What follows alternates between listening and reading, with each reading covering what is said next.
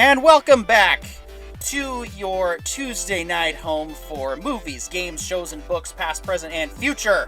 I am, of course, your host, Petey York, and I am joined once again by Corione, our witch in residence, Mr. Devil Cry 3, Brandon, aka Twitch streamer, aka wannabe game developer, aka loser. Also, the lovely CC Karaoke, who's giving me a run for my money with his hat tonight. And, of course, our lovely and beautiful producer, Pollo Zapatos, a.k.a. John, a.k.a. my favorite. That's right, I'm going to make fun of at least one of you per start stream, because I feel like it. Anyway. So wait a minute, how much do I have to bribe you now to be the favorite? Has that gone up now, or...? Depending on how much you make in USD versus Canadian dollars, I'll think about it and get back to you. But anyway. Well, with that, we would like to welcome you to our discussion, and we are going to, of course, start off with what we did not like about Strange New Worlds. And Chris, why don't you go ahead and start us off with that discussion tonight? What did you kind of not like, maybe sort of, could really feel could have been better about Strange New Worlds Episode 4? And if you want to paraphrase, summary, however you want to take the discussion, it's all yours. Well, spoiler alert, I actually liked the episode. But that being said, there are some things that I would say could definitely have been cleaned up. And it was more like just logic that I found in this episode in particular. First thing, it was what I've mentioned before, is, I mean, okay, you got this new species, and they're going to make this, they're clearly trying to make this a really, like, important thing, like, you know, like the Borg in Next Generation, or you know, the Cardassians, a species in Star Trek that we will associate with this show and with the lore, and they're using the Gorn. It's like, really? I mean, you could have just made any new species, named them anything you want, and started with a blank slate, but you're using the Gorn. Like, okay. I mean, I suppose opinions will vary on that one, but it does bug me a bit. Beyond that, the things that bothered me about the episode were really, again, like I said, logic related.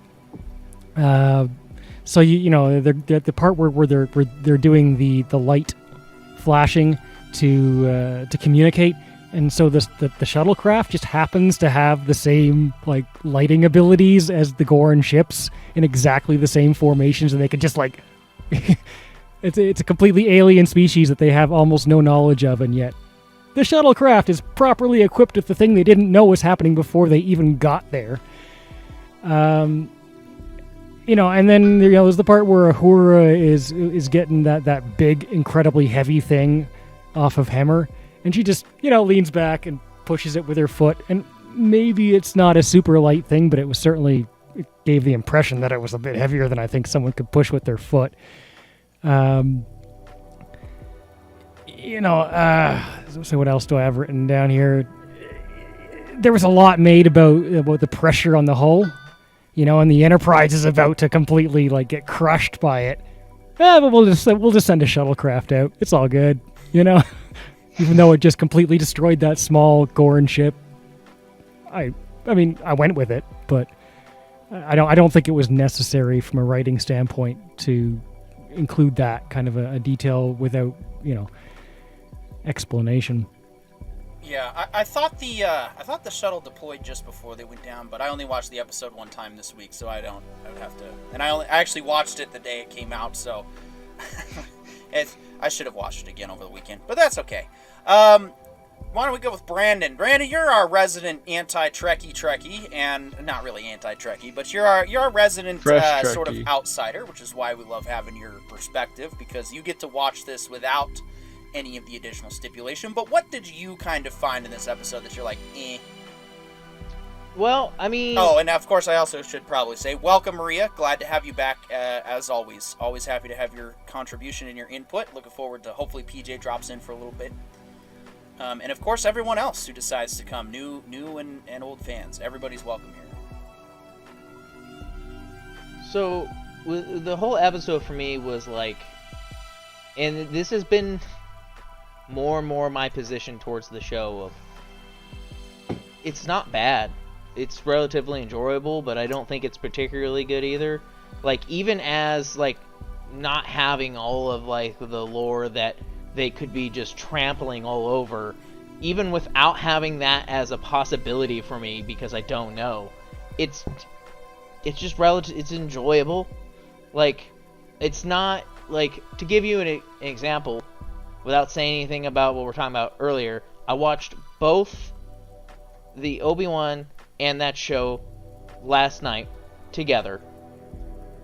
After watching it today at work, I was like, talking to a coworker, I was like, dude, you should definitely watch Obi-Wan. It was pretty fun. I enjoyed it. It didn't bring up Star Trek at all.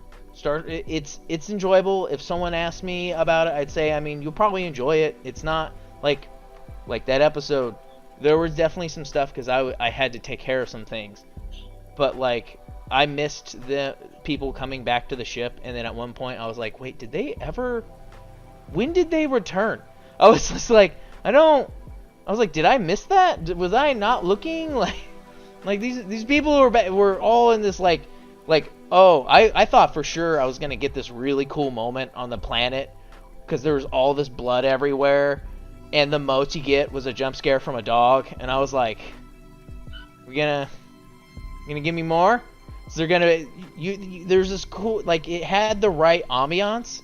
It was a great moment for like this really rough situation, and it just kind of went. Next thing you know, we're talking to the captain on the ship, and all of a sudden, to find a ship with people on it, I was like, okay, so you could have had a really cool ambush scene on the planet, as well as in space, preventing the people from returning to the ship and having them split apart, being its own problem as they're trying to deal with these situations. And instead, we just, like, you set up this cool moment and just gloss right past it. It's just over it. I was like, that was the one moment in the whole episode where I was like, all right, cool, something, you got my attention, and then it was just over. And I was like, I feel like I've been cheated here. All right. John, what about you? What did you not like about this week's Strange New Worlds? I didn't really have a lot of complaints, though. I do agree with Brandon. Of the two shows I watched for this stream, I kind of ignored everything about Strange New World. I was gonna go back and rewatch it today just to spin up on it, and instead I just looked up some other people's reviews to remember the pacing and everything. Because I was more focused on Kenobi. Okay. All right. Well, with that, we're gonna go ahead and transition to our Kenobi discussion. Since no, I do have things that carry on. You get bored me about Go continue. Well, so things that did bored me about the show. It was mostly just the fact that it feels like every episode is the end of the ship moment. Like, they go from, oh, this is a calm day, to, oh no, we've come across another life-threatening storm, and the ship will go down if we don't have our witty bridge crew. And it's just kind of starting to get, like, and it's annoying because it's not even like the same fight, so you're kind of excited to learn about what's gonna happen, but at the same time you're like, I could use a cooling off period or a ramp up period. Like, the ship that they fought to, like, meet the Gorn was literally like the size of the cruiser, or of their the little shuttle, right? And it nearly took them out, like, just ready to obliterate them, and they're like barely surviving all of a sudden. So, like, the chance of them coming into contact with even bigger Gorn ship, they're like, oh, we're done. And it's like, well, weren't you guys done when that other bigger ship showed up last episode? And weren't you done when that big thunderstorm showed up last episode? It's just like, oh wait, I got those two back in a circle, the Comet versus the other one. So it's just kind of like obnoxious, you know? The only time we've seen them be the biggest ship in the room is when they were in the first episode. And now suddenly they're just constantly coming up with daunting task after daunting task. And that was like the only thing Yeah, I would every say bad that's guy. starting to.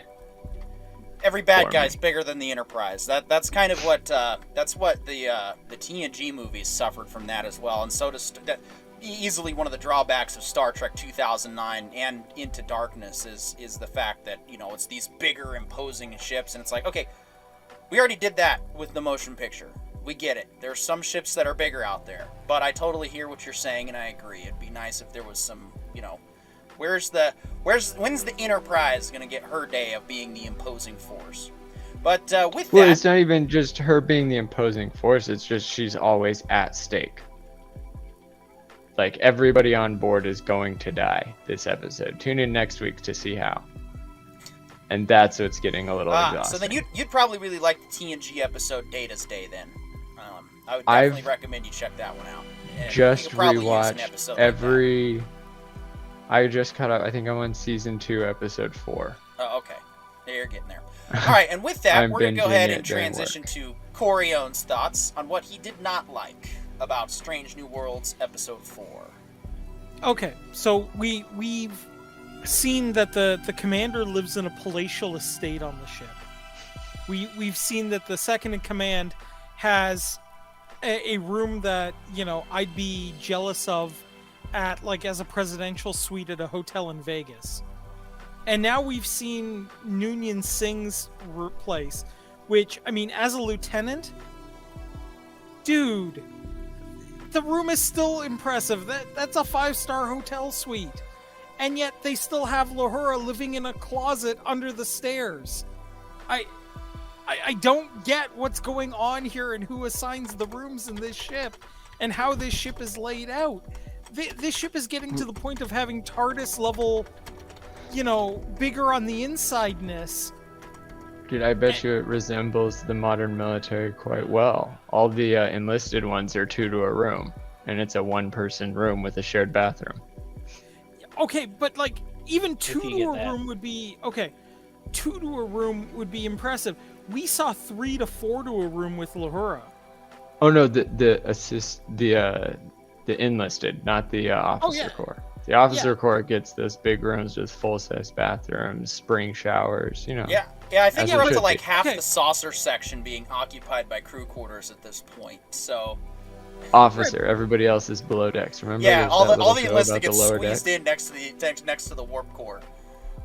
Squeezed in nothing. There are Japanese dudes pushing them into the rooms at this point.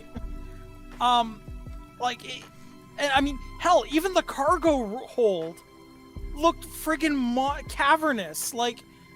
I half expect that the Enterprise is carrying around the Ark of the Covenant in there while we're at it. When I deployed, I was in a tent. So in the tents that we had, and note, I was in the Air Force, so even then they weren't the worst on the planet. But even then,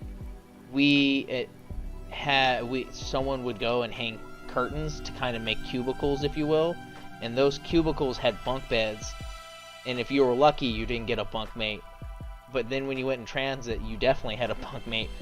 And the sleeping space was about the same as what she had going on, because if you watch her get out, there was a spot above her too on the wall. Yeah. Most of those were it was a thing where it's if you just took down all the curtains and then closed off the beds, it could have been equivalent to if you just put all the beds around the edge of the tent and then just left the center as a calmer space. It would be kind of similar. But then you're right, on the flip side, you go and have these rooms that you could put comfortably several officers in and still have a lot of space. You were muted, John. I'll admit, okay, my experience is I've seen enlisted bunks in the Canadian Armed Forces many, many times. And I dated an Air Force officer, so I've seen what they had room for and what their butler had room for. But, that's Air Force. But at the same time, to me, this is just this seems outrageous, the disparity here. We take a look not at what just Kirk the disparity. or even Picard had. They're not this big. If you think about it, though, it's who has time to spend any time in their room? What's with all this Like, it seems like they do 16-hour days, 8-hour rest cycles, and that's it. Like, they're moving around the ship doing multi-functions or learning new functions. Like, it seems to be like a Or being continuous background rotation of characters. doing somebody else's job, right? And it seems like there would be no actual need for any form of communal area. Like, rewatching TNG, I'm noticing why there's so much common area, and it's because there's so many common people. Like, they're Yeah, well, they also have literally civilians on on an board. adventure. On the Yeah, that's what I Enterprise mean. D. Like, they justify the common space by having common people do common things, but on this ship, like, everybody has a duty. There is no spare space except for everybody's bedroom. Yeah, Right. the only other thing that kind of, I don't know, it bugged me, was we're talking about how in this environment, shields don't work. We have to shut down all the main power, everything's, and yet, you know, we're watching the ship slowly, you know, get crumbled by this environment. And as they're coming out, suddenly they throw on the force fields on every individual biobed. It feels like to me maybe they would have to wait until they were clear of something before, like, every, you know, biobed gets like its own protective shell casing. Like, I could totally, Well, I would have It could bought, be, it I could be would've that the biobeds are escape pods. maybe, but I mean, I would have totally bought. I think it just would have looked better to me if we had seen a whole bunch of doctors and nurses and, like, you know, random enlisted dudes quickly running over and just, like, attaching straps, Mm. right? Like, I- that to I- me just would have been a better choice. Admittedly, it's been a while since I've looked this up, but I mean, how many people are even supposed to be on the Enterprise? Because I thought it was only like 100, The and the Next Generation was 1,000 or something. Yeah, the TOS, Kirk's original Enterprise in Star Trek, the original series, is, or excuse me, just Star Trek, is 450. And that's Okay. on a much smaller sized ship compared to the Enterprise we have in Strange New Worlds, though, too. And then, yeah, Yeah. the Enterprise D is supposed to be 1,000, and then, but actually, How I'm much gonna touch of on that real is- quick, since you brought it up. Or, sorry. Someone say something? Yeah, I Yeah, I was about just to have. ally. Oh yeah, you I go was first, just about Carrie. to quickly pack in that Oh, on the yeah. 400 number.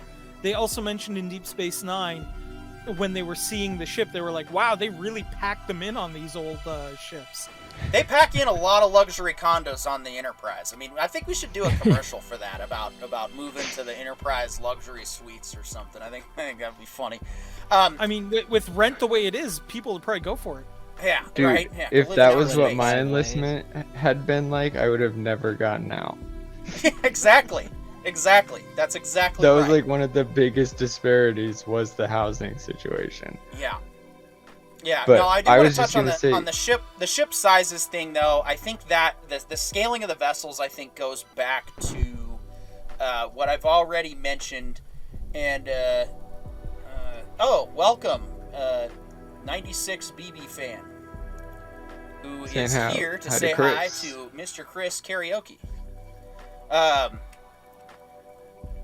So the sizing, I think, goes back to what I mentioned about the technological change for whenever the shows are updated, they kind of update the technology for the time that we have now. And I think that's kind of what happens with the Enterprise over time. Like the 2009 movies, the Enterprise is is bigger than the Enterprise D by that time. And again, having served on a ship myself, that kind of actually makes sense that they've scaled the ships up, because if you think about the implications of traveling deep space, how much of a ship you're actually going to need to bring with you, and the fact that in the 1960s when the first Enterprise hit the airwaves, no one was really had They an were idea just- of what space. They had the shuttlecraft as a. Well, or did they? yeah, No. exactly. They had the shuttlecraft coming up. I mean, right in Yeah, so '69. they knew but that then the they early- you also have to remember their like biggest ship. I don't even think they had like giant aircraft carriers yet. Right. They did. Yeah, Cold War era. Okay. They definitely had some So of those Eisenhower class aircraft carriers were definitely out there.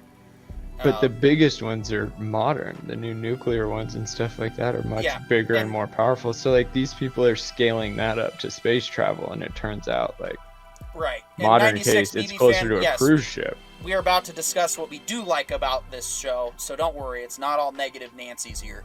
But that said, with the scaling of the ship, it's understandable because, yes, John, you're right. The ships have also gotten bigger. The aircraft carriers of that time you had were like World War II era, which I don't remember the crew complement off the top of my head. I think it was around about 1,000. And so, as time has gone on, it's like, okay, we've realized, okay, we probably would have bigger starships by now that could probably hold more people, that would probably, so that's why, like, so that's just another point I'm trying to make. But let's as not far as forget stuff the that, other thing. Let's not forget the other thing that Into Darkness did kind of wrong is the idea of it being more about a one-man army. right, Trying to build ships for smaller crews, it's like that defeats the entire purpose of exploration. The more people that get out there and see it, the more people that can sell it to yeah, other and that's explorers. kind of what was silly about the pilot episode of Strange New Worlds, was a ship crewed by 3 whole people. It's like, that's to go make first contact, like, that, really, come on, that's just lazy. But, that one seemed more like those investigatory ones where they try to meet up with the team that's like already on the ground. right, the first reconnaissance vessel, so to speak. Yeah, Yeah. that's what that ship, that was the vibe I was getting from it, but Yeah. they weren't saying that. Yeah. So as far as stuff I didn't like about this episode, I think you guys kind of touched on a lot of those areas. I do think that they did kind of sell the Uhura lifting the thing off of Hemmer for me because, she did try it first while standing up and then she sat down, and so I was like, okay, they're trying to put the illusion out there. It's not like she just walked up and kicked it. So, which would have been entertaining, but also really terrible. Yeah, I don't really. I think I think you guys bring up a lot of good points about some of it, especially you, Devil Cry 3, pointing out the fact that you are more excited for Star Wars than Strange New Worlds. But that said, I do think that Episode 4 is the strongest one so far. I think that there was a lot of good moments overall that outweigh the 5,000 square foot apartments inside the ship. And so I really love the relationship that they're building between Hemmer and Uhura. I think that is a fantastic pairing of two characters, because it's like, here Uhura has to learn to respect the wisdom, but Hemmer has to be respectful of his tutelage and of his person, and accept the fact that she might actually know a few things more than what he anticipates. He's probably That was used to actually an dealing with interesting idiots. thing, Hmm? because you saw him stutter in his when she started to express her actual understanding. He was like, finally. Yeah, that was a great moment. Like that's what every teacher in the entire world wants. They want to call you stupid, and you come back at them with your knowledge, and they're like, I am the I don't have stupid to one jump now." off at the beginning. Yeah, Yeah. and I think that dynamic between them is just fantastic. Two great characters overall. I mean, Mhm. I really hope that we get more to Uhura's backstory than tragic accident. Like if they make that like a conspiracy situation, I think that will boost that whole thing with her past. I feel like that's contrived, because if you go too much into the individual reasons for joining Starfleet, it makes Starfleet seem way more unique. And the idea of Starfleet is to be and it doesn't matter where you came from. So if we keep making it matter where you came from, then suddenly it's like, well, I don't really feel like a hero enough to even join, so I won't join. So yes, there is wisdom in just letting it go altogether, and I can definitely see the point in that. I just, like I said, there's a lot. I thought the whole chemistry on the bridge was really strong, with the whole situation of turning it into a sub v sub, Hunt for Red October situation. I've heard some complaints about the sonar that they created by bouncing off signals through the cloud. That's kind of how radar works, I guess. People don't know that. I heard a really positive remark on that, and it was Okay. from Mr. Know-It-All, and he said that the reason that sensor exists was because it naturally recognizes anything that comes in contact with the ship. So because they're touching the space dust, the ship needs to know how much is doing any kind of damage at all, and suddenly it's like, oh, we can just radar and sonar this shit Yeah, because it's something it's already doing. Right, and so to touch on that a little bit, because the way that radar typically works, or sonar similarly, is that it's, radar actually stands for, it's a half acronym, half short name. Radio, detection, and ranging. It just sends out a radio signal, and then if it touches something, that signal return is what you get. So it is entirely possible to have a radar system that can navigate through clouds and distinguish between the different particulates. And so it's not entirely... Well, it's not that's entirely exactly out of what the realm of possibility. speed guns that police officers use to get your car. They shoot out a wide frequency beam to pick up your metal at the rate of speed it's going. So it's literally just shooting light out and then getting what it gets back at the thing, like at the speed that it gets it back, and then it does the math calculation. Which would be the That's speed the of ship light. is way more advanced than that. It can pick up all the signals. Well, yeah, and it can also the Enterprise has sensors refract them. that can pick up ships traveling faster than the speed of light. So, I mean, it's really not that hard to buy that they... I mean, at least I actually like that they took the time to actually try and explain a system that they work together. So, So yes, overall, I liked it. I think it's good. I think we're still heading the right direction. But yes, I think, sadly, Brandon, you're right. It's not in the territory of, am I in love with it? I'm in love with the theme song. I still enjoy watching Anson Mount. I think Lieutenant Hemmer is reason enough to show up every week. And with that, Corione, I'm going to switch it back to you. I think we're just going to go backwards this time. Cool. We're going to go clockwise. So being somebody who studied physics in school, they covered redshift. That's awesome. And they actually did not do a terrible job of it. They actually explained it reasonably well, and why it's a thing, and why they could use it in this situation. So I loved that. I loved that Hemmer had to do something he wasn't accustomed to, which was rely on others. I loved that they explained why he can be, what his moral behavior for it is, because we had previously heard that all the Einar are pacifists. And he explains, look, I won't take up arms in anger, but I will certainly defend the people I care about and defend the ideals that I care about. And that's completely reasonable. And I thought that was a really great way to set up a moral grounding that we can have the character work under. I love that they that they quickly made it clear. Welcome, Orville Nation. Sorry. Yeah. I love that they did the Better be here logic next of, week, look, PJ. the ship the lower decks are going to be affected by the gravity first. So we should probably evacuate as much as we can of that now so we don't have the problem later. I loved that too. They did some stuff really well. I loved that we actually, from the Noonien Singh character, that actress was able to portray sheer abject terror really, really well. Like, there was some solid acting out of her. And she did it with bearing. Like, she had a very military bearing to the terror. Like, you knew she was afraid, but you also knew she was trying to hide it. Exactly. That I loved. They did it right. That actress, I mean, yes, she's been playing it stiff so far, but we're starting to see through some of the cracks. We're starting to see some characterization from her as well.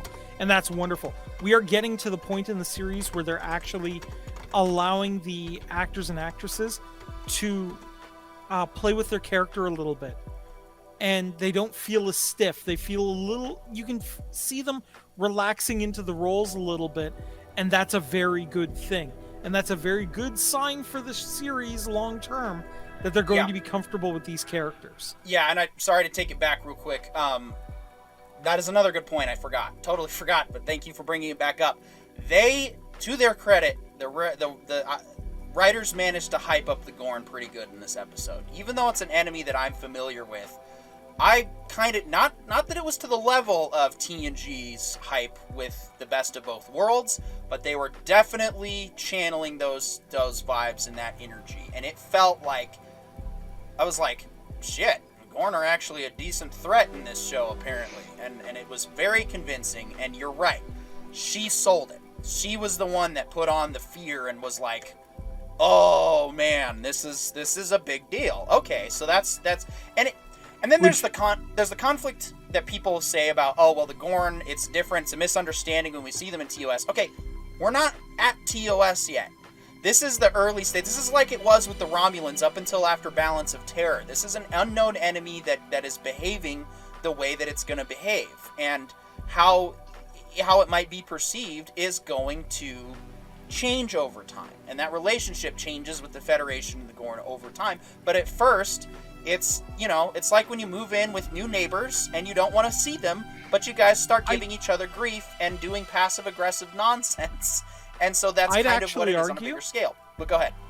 I'd actually argue that they're doing this right because, and I've got precedent to back this up, just with inside Next Generation, because within Next Generation it was made very clear that this was the first time they were formally introduced to the Ferengi, but Picard battled them in the Stargazer before the Next Gen series at the Battle of Maxia.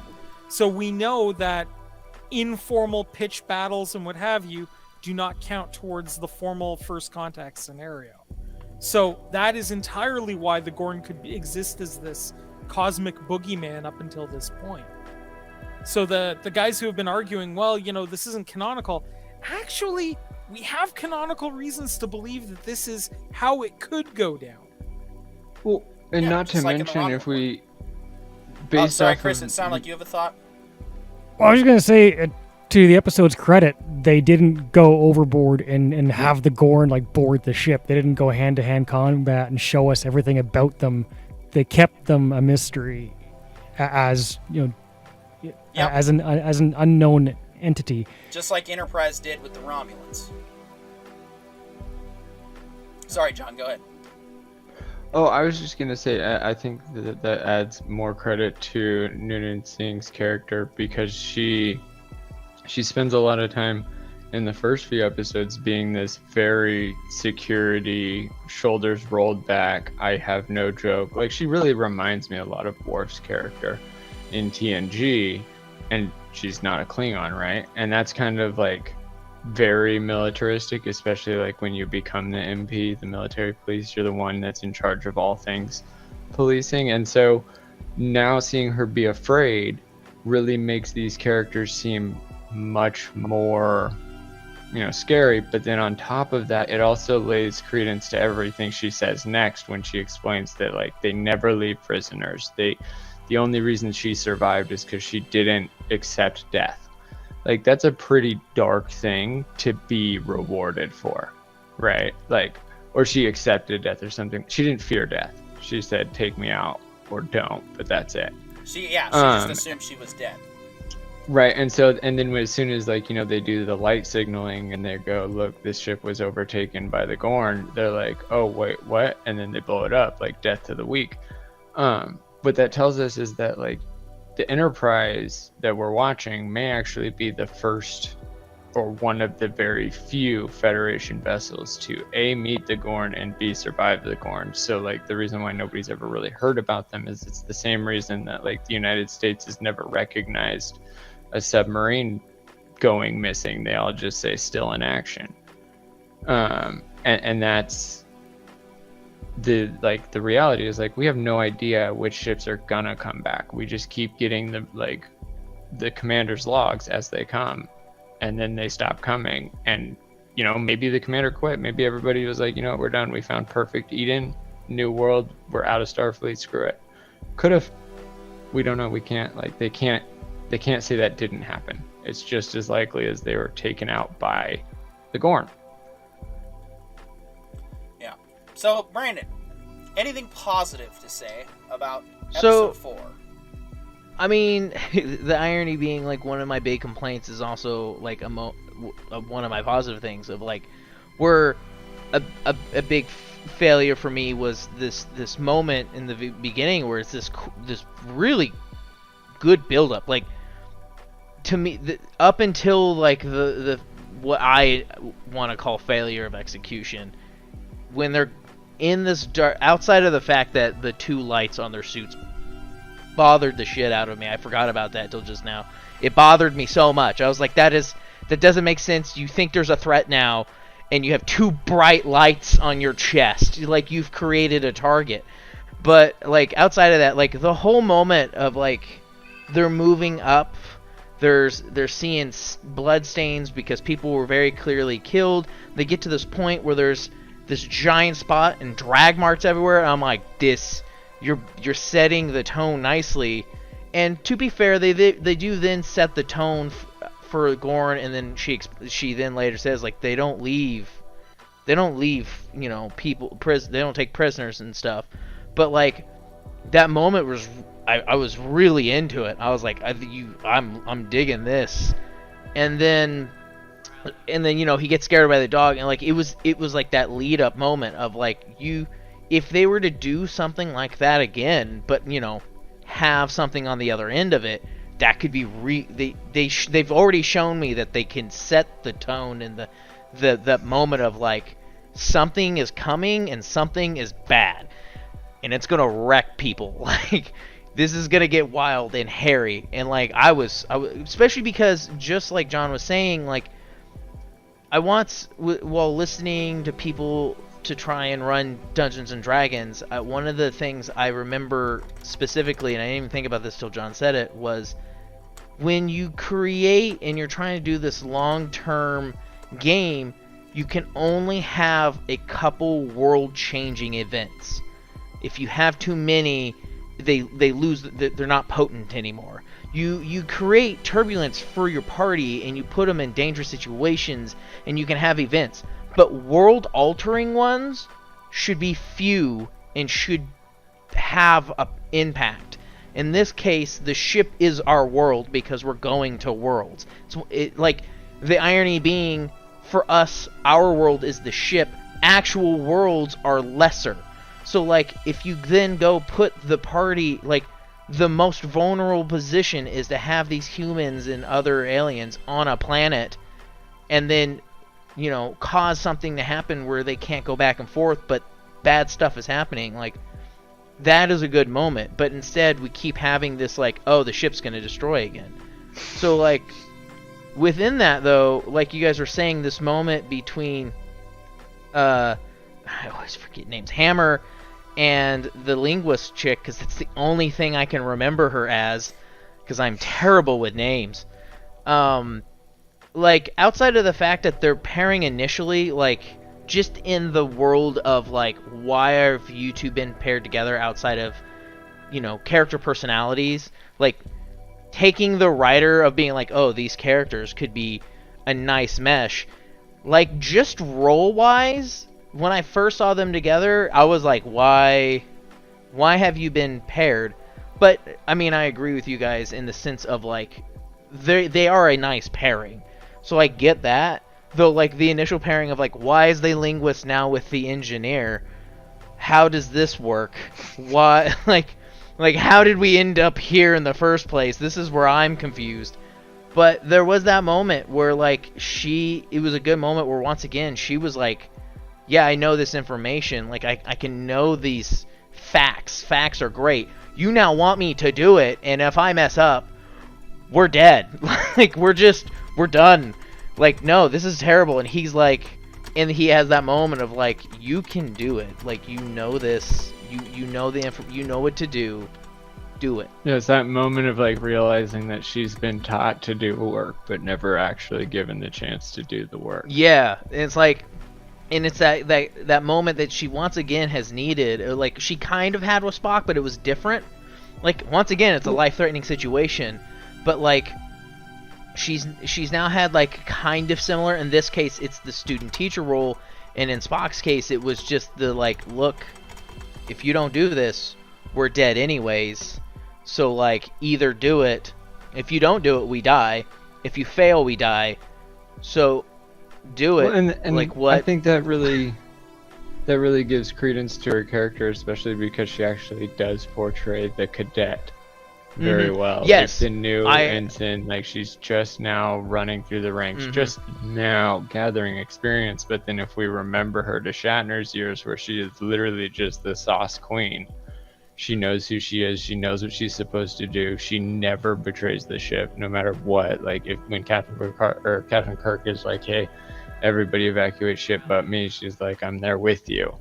Like, you can't believe that that's who she becomes until you see her literally have to experience hell on Earth several hundred times, to the point where she just goes, "Oh yeah, just another Tuesday."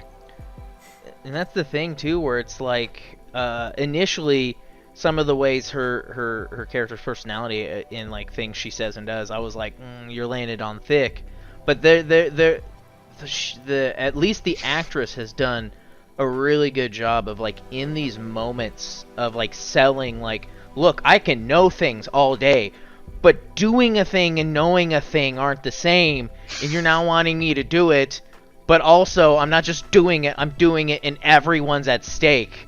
Like, this is not normal. Like, this is crazy. And he's like, well, you know what to do, so do it. Because if you don't do it, like...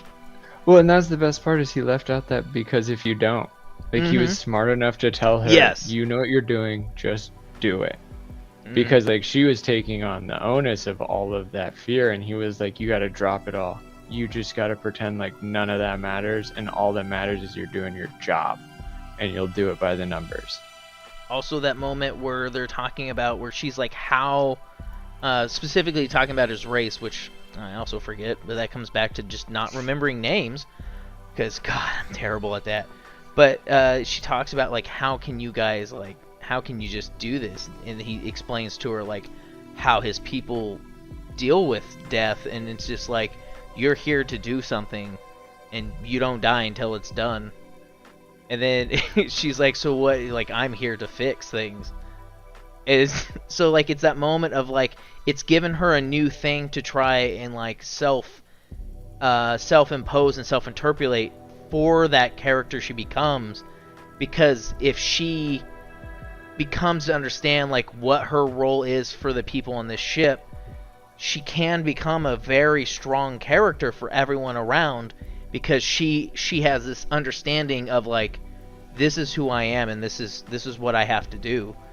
Yep. Like, all right, Chris, why don't you go ahead and give your good thoughts, Brandon, by the way. Sorry to quick you. jump, but I'm going to go ahead and let's you're get good. Chris real quick, and then if there's any quick final thoughts, I want to give extra time to Kenobi, not just because you guys seem more excited about it, but there are 2 episodes that we have to pack in, so we'll try and get through all that. Well, you did kind of hit the mark there. I mean, and we started on that. Admittedly, I mean, I liked this episode more than the first 3. Right? I mean, when I watch a show, you know, maybe I'll watch all the episodes, you know. But if I'm going to rewatch a show, I'll usually say, okay, I know there's 100 episodes. Let me just slice this thing down to 30 or 40 or 50 or something like that and choose them. Maybe I got to watch the pilot because it's the pilot, and it's like, you know, okay, in my head I might as well, you know, it's obligatory. The second and third episodes, honestly, just they kind of bored me a little bit. This episode, I don't know if I would watch it on a rewatch, but I wasn't bored. I was entertained. I wasn't really thinking about, oh, you know, it's Spock, and you know, I just had by and large, I enjoyed the quick, snappy movement of the episode. It didn't linger too much in dead space, you know. But yeah, I'm more excited about Kenobi, and I watched Kenobi right after I watched this episode, and I kind of, you know, my thoughts on this episode kind of just quickly faded off. Oh, Kenobi, you know. So, but I'm encouraged. I mean, that's the positive thing. I'm encouraged. I'm willing to watch the rest of the season, and I want it to be awesome and challenge me to forget about my preconceptions. Because if it's just okay, you know, it's gonna fade. Yeah, and yeah, we'll see. It's definitely a show I'm happy to come back to. Yeah, same here. Yeah, so just really quick to add onto what Devil Cry was saying about Lahura's character there. When we were studying in school, getting ready for some of the stuff we would deal with, one of the speeches that I got, which I think really applies to her is like, there's going to be a day when you're working and everything is going to go absolutely to hell. And you're going to say like, yeah, I studied this in school, but I've never actually had to do any of it. And then you have a choice. Because you can either just like throw your hands up and like put in your letter of resignation and walk away, or you can just begin. You can start doing the math. You can solve one problem and then solve the next problem and then solve the last problem. And if you keep solving problems, eventually you get to go home with a paycheck. And that was kind of the speech I got in school. And I feel like, yeah, somebody really, she's getting that from the crew, from each of the crew members she's been, interacting with one by one here as she's been going. And I think that's kind of a good thing, really. No, yeah, I think it's an absolutely awesome thing. My only issue is that it keeps being the worst case scenario. Like Brandon said, like I feel like we all kind of agree. It's like you gotta have a few breaks. I have been rewatching TNG, and I absolutely love the fact that some of the episodes are equally dramatic, but with like 1% of the stakes. And I'm like, I don't get how you can do it well, but you do. I don't know how many people would agree with me on this, but I actually enjoyed the third season of Enterprise and the end of season 2. Same. Because of the way it built up, and it wasn't always giant stakes. It started, with that great episode where Archer is on trial, and then you just start to experience what that new part of space is in the species in it, and it built up to that final, make or break, life or death. Ship is on the line in the finale of season 3. The payoff pitch. So I agree. I'd like to see that. It reminds me a lot of the Orville, in terms of like a TNG especially seems like one of the main source materials for Orville, and that's kind of something I do want to see brought back. Is like, the thing about the stakes is like they always try to make them equally balanced. Like the ship is as much in danger as the individuals on the ground. The individuals on the ground are as in much danger. And it's like, when you watch the Orville or when you watch old Star Trek, it's like there's a lot of episodes where like the people on the ship are bored out of their mind and they're doing the most obscene things. Like there's multiple Sherlock Holmes episodes. There's multiple things about different interests of each character, and they're completely personal. It's like you get to learn the fun side of somebody without constantly hearing that they're a fun person from every other character. Instead, you're like, oh hey, since we're here for 2 weeks and we got nothing else to do you want to spend Saturday in the holodeck doing a thing? But like when you're constantly like, red alert, everybody to their battle stations, it's like even the people at the lower decks are like battle stations, and nobody ever has a personal experience that's individual, and it chokes out the fire. Yeah, I gotta see an episode of like Noonien Singh and Ortega's they're playing like dodgeball professionally in like a house league on the ship or something. Oh yeah, exactly. I could definitely see a fun rivalry with those two. But with that, I think we've pretty much covered all of our discussion for Strange New Worlds. I am looking forward to the rest of this series. I think we're almost halfway through the first season, and we got to remember TNG season 1 was it is what it is, and even season 2. I love Same it. with Deep Space Nine, Voyager. I've been aged like well. thoroughly enjoying TNG. Oh, if you watch it's season aged 1 well, again, but it's you way gotta better realize than you thought it the was. expectation for Star Trek in our generation, John, is like down into the shitter. The expectation for Star Trek back then was like up to the moon. So I think that's part of the like benefit of rewatching it, especially for all these people that are starting to create it and take it over. Like you guys too should rewatch it because it's actually really fun, and it turns out that like their tech was a little well, and it's wonky.